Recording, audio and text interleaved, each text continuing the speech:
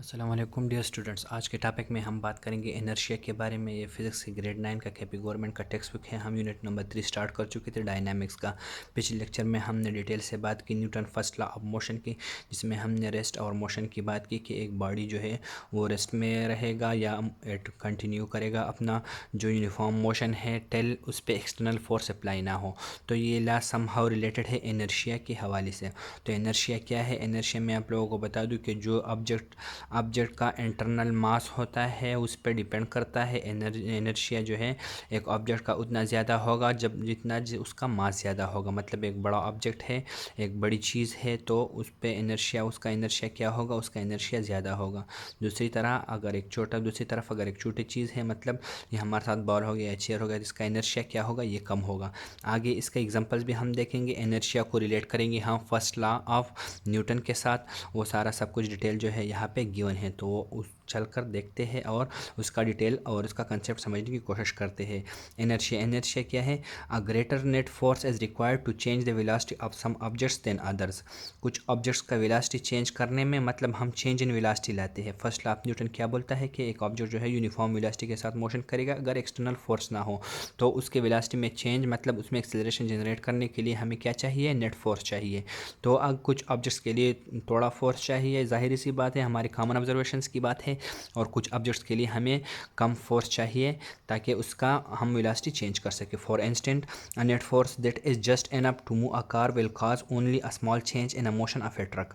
अब एक फोर्स है, वो मोशन कॉज कर सकता है या मोशन में चेंज ला सकता है एक कार के, लेकिन अगर हम एक बड़ा ट्रक दे के और उस पर वो फोर्स अप्लाई करें तो शायद वो उसको थोड़ा सा हिला सके। मतलब इसमें मोशन कॉज कर सकता है और इसको थोड़ा सा हिला सकता है या उसको हिला भी ना सकेगा। In comparison to the car the truck has a much greater tendency to remain at rest. तो ये कार की निस्बत ये ट्रक जो है इसकी टेंडेंसी है, ये चाहता है कि ये फोर्स अपोज करे और ये रेस्ट में रहे। तो मतलब ये कि कार के मोशन के लिए, कार का रेस्ट डिस्टर्ब करने के लिए हमें थोड़ा फोर्स चाहिए as compare to this truck. Therefore we say the truck has more inertia than a car. तो इस वजह से हम क्या बोल सकते हैं कि एक ट्रक का इनर्शिया जो है वो कार की निस्बत ज़्यादा है। इनर्शिया किस पर डिपेंड करता है? मास पे मेनली डिपेंड करता है। मैंने आप लोगों को बता दिया। तो ये अपना स्टेट बरकरार रखने की कोशिश करता है। तो ये क्या है? ये अपना इनर्शिया जो है, इनर्शिया स्टेट है एक रेस्ट का या यूनिफॉर्म मोशन का। तो इनर्शिया को अपना बरकरार रखने में इसका मास जो है, इसका वेट जो है वो असरअंदाज हो जाता है। अब आती है Newton's first law of motion is sometime called law of inertia. अब हम इसको रिलेट करने जा रहे हैं। लॉ ऑफ इनर्शिया या न्यूटन फर्स्ट लॉ को हम एक दूसरे के साथ रिलेट कर सकते हैं। Using Newton's first law of motion helps us to define inertia. Inertia को डिफाइन करने के लिए न्यूटन फर्स्ट लॉ से हम हेल्प लेते हैं। Therefore it is also called law of inertia. इस वजह से इसको लॉ ऑफ इनर्शिया भी बोलते हैं। दूसरा नाम फर्स्ट लॉ ऑफ न्यूटन का क्या है? लॉ ऑफ इनर्शिया भी आप लोग इसको बोल सकते हैं। Inertia is the natural tendency of an object to remain at rest और to maintain its constant velocity. अब इनर्शिया का डेफिनेशन भी अगर हम लोग देखें तो इनर्शिया क्या है? ये एक नेचुरल टेंडेंसी है, कुदरती एक ऑब्जेक्ट में होता है of an object to remain at rest. ये रेस्ट में रहने की कोशिश करता है या अपना यूनिफॉर्म मोशन जो है वो बरकरार रखने की कोशिश करता है। तो एक ऑब्जेक्ट जो है उसमें एक नेचुरल टेंडेंसी होती है ताकि वो अपना रेस्ट जो है, रेस्ट का स्टेट जो है वो बरकरार रख सके या अपना यूनिफॉर्म मोशन जो है वो बरकरार रख सके। तो ये अगर हम लोग इसका डेफिनेशन देखें और फर्स्ट लॉ ऑफ न्यूटन का डेफिनेशन देखें, यहाँ पे हमने इसका डेफिनेशन किया था कि in the absence of an external force the object will remain at state of rest और यूनिफॉर्म मोशन या कांस्टेंट वेलोसिटी हमने बात की थी। तो ये दोनों तकरीबन सेम चीज़ें हैं। तो यहाँ पे हम फर्स्ट लॉ ऑफ न्यूटन को लॉ ऑफ इनर्शिया भी बोल सकते हैं। The mass of object is a quantitative measure of inertia. Inertia का अगर हम क्वांटिटेटिव मेजर करें, मिकदार मालूम करना चाहे, तो ये मास ऑफ एन ऑब्जेक्ट पर डिपेंड करता है। मैंने स्टार्ट में आप लोगों को बता दिया। ऐसा unit of inertia and mass is kilogram. Inertia और मास का ऐसा यूनिट दोनों का सेम है, उसका किलोग्राम है। The larger the mass the greater is the inertia. अब जितना मास ज़्यादा होगा उतना ज़्यादा इनर्शिया होगा। टॉपिक के स्टार्ट में मैंने आप लोगों को बता दिया था। तो दूसरा, अब इसमें एक और टॉपिक है, वी कैन फील इनर्शिया। हम इनर्शिया को फील भी कर सकते हैं।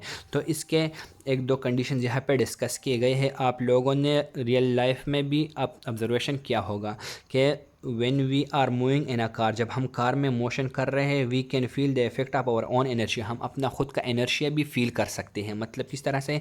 जब द कार एक्सेलरेट्स फॉरवर्ड, अगर कार जो है ये एकदम से एक्सेलरेट कर जाए, मतलब उसका स्पीड ज़्यादा हो जाए। We feel the as if our body is being pushed back against the seat, तो हम ऐसा फील करते हैं कि हमारा बॉडी जो है वो पीछे की तरफ धक्का खा जाता है। इसका मकसद क्या है कि ये ऑब्जेक्ट जो है, ये कार जो है, हम इसके साथ अटैच है, हमारे लोअर पार्ट्स इसके साथ अटैच है, तो वो कार के एक्सेलरेशन के साथ तेज़ एक्सटेंड कर जाते हैं, तेज़ चले जाते हैं, और हमारा जो बॉडी का अपर पोर्शन है, जैसे हेड हो गया, शोल्डर्स वगैरह हो गए, तो वो अपना जो कांस्टेंट यूनिफॉर्म मोशन है वो बरकरार रखना चाहते हैं, तो इस वजह से हम पीछे रह जाते हैं।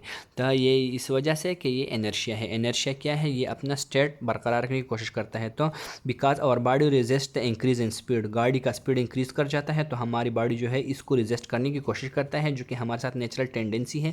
इनर्शिया का डिफिनेशन में हमने पढ़ लिया।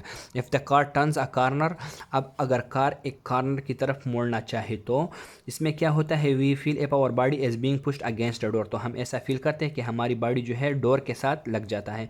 अब ये कार जो है ये इस डायरेक्शन में चेंज हो जाता है, अपना डायरेक्शन चेंज कर देता है। हमारी बॉडी जो है इनर्शिया की वजह से स्ट्रेट मोशन करना चाहती है, तो ऐसे स्ट्रेट जाना चाहती है, और गाड़ी ऐसी आ रही है, तो हमारी बॉडी जो है दरवाजे के साथ पुश कर जाती है। Because our body resist a change in the direction of motion, हमारी बॉडी क्या करती है? ये चेंज इन डायरेक्शन को भी अपोज करती है। तो चेंज इन स्पीड को भी अपोज कर देते हैं, क्योंकि ये एक्सेलरेशन काज कर देता है, कांस्टेंट वेलोसिटी को डिस्टर्ब कर देता है, और चेंज इन डायरेक्शन भी कांस्टेंट वेलोसिटी को डिस्टर्ब करता है, यूनिफॉर्म वेलोसिटी को डिस्टर्ब करता है। तो ये दोनों अपोज करता है हमारी बॉडी इनर्शिया की वजह से। अब तीसरा ऑप्शन क्या आ जाता है? If the car stop suddenly, एकदम से गाड़ी ब्रेक मारती है।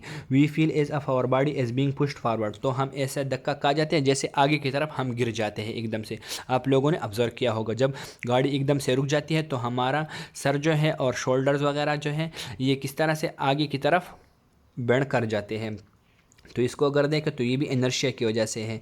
इनर्शिया में क्या होता है? We feel if our body is push forward because our body resist the decrease in the speed, हम यूनिफॉर्म स्पीड से जा रहे हैं, तो हमारी बॉडी जो है वो एकदम से ये जो मोशन ख़त्म हो जाती है, इसको रेजिस्ट करती है। ये अपना यूनिफॉर्म मोशन हमारी बॉडी बरकरार रखना चाहती है। ये देखें, बॉडी हमारी यूनिफॉर्म मोशन बरकरार रखना चाहती है, और एक्सेलरेशन इसका कम हो जाता है, ये गाड़ी रुक जाती है, तो हमारी बॉडी जो है, ये अपर पोर्शन जो है, ये ऐसे आगे की तरफ चला जाता है।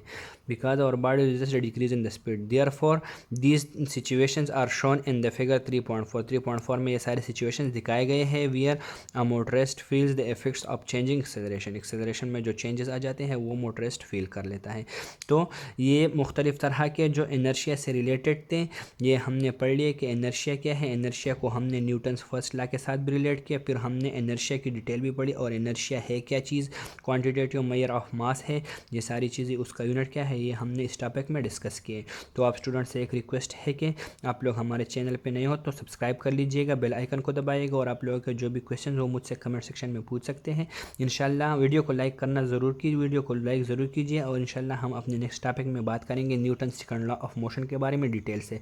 आप लोगों को अगर न्यूमेरिकल चाहिए हो तो मैंने एक अलग से प्लेलिस्ट बनाया हुआ है फिज़िक्स न्यूमेरिकल्स के नाम से, तो आप लोग उधर जाकर देख सकते हैं। इस बुक के मैंने तकरीबन 6 चैप्टर के न्यूमेरिकल सॉल्व किए हुए हैं। शुक्रिया।